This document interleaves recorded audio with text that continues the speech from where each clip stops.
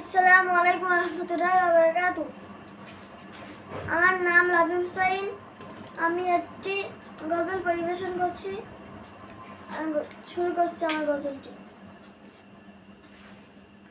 মন মাঝি খবরদার, আমার তরি যেন ভেড়ে না, আমার নৌকা যেন ডোবে না।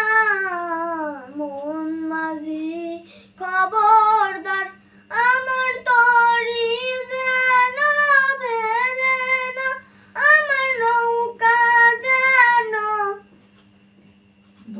ডোবে না।